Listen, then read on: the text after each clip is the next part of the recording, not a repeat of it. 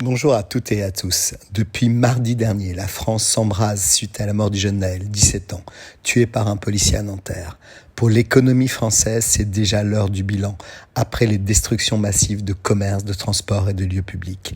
On se souvient des émeutes de 2005, où l'ampleur des dégâts était estimée à 200 millions d'euros et à 250 millions d'euros lors du mouvement des Gilets jaunes.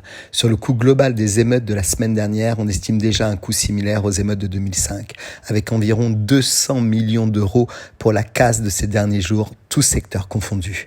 Au moins une dizaine de centres commerciaux, 200 enseignes de la grande distribution, 250 débitants de tabac, 250 agences bancaires, ainsi que de nombreux commerces de mode, de vêtements de sport et d'enseignes de distribution alimentaire rapide ont été saccagés, pillés, voire entièrement brûlés depuis mardi. Au total, 1500 commerces en métropole et 400 rien qu'à Marseille auraient été pillés et vandalisés. Carrefour, Auchan, Leclerc, Aldi, Lidl, aucune grande enseigne n'est épargnée.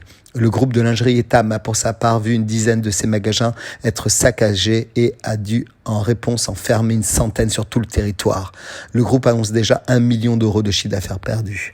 Conséquence immédiate, les projections en termes de tourisme sont revues à la baisse. Les hôteliers à travers les pays connaissent déjà un taux d'annulation de leur clientèle internationale avoisinant les 20 à 25%.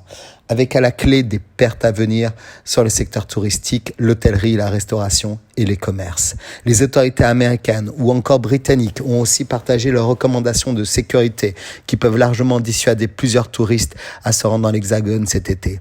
Plus encore, Pékin a transmis un appel à la sécurité de ses ressortissants après l'attaque jeudi dans la cité phocéenne d'un bus transportant des touristes chinois. Côté investisseurs, alors qu'on annonçait il y a tout juste un mois que la France était le pays le plus attirant d'Europe selon le baromètre EY sur l'attractivité et l'investissement, ces études seront revues à la baisse avec les émeutes récentes puisque l'image de la France se dégrade encore un peu plus chaque jour.